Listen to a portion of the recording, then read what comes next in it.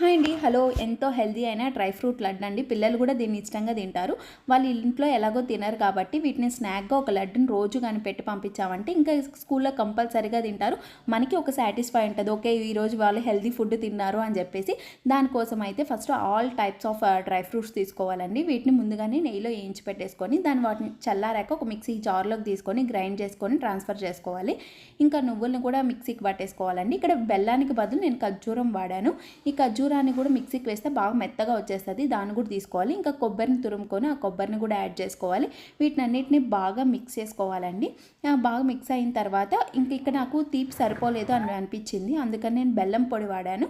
ఇంకొంచెం కొబ్బరి మిగిలి ఉంటే ఆ కొబ్బరి అన్నీ వేసి ఇంకా నెయ్యి కూడా వేసేసి మొత్తాన్ని బాగా బాగా మిక్స్ చేసేసుకోవాలండి. తర్వాత వాటిని చిన్న చిన్న లడ్డులాగా పట్టుకోవాలి. అంతేను, ఎంతో టేస్టీ అయిన డ్రై ఫ్రూట్ లడ్డు రెడీ అయిపోయినట్టు. ఈ వీడియో కనుక మీకు నచ్చినట్లయితే లైక్ చేయండి.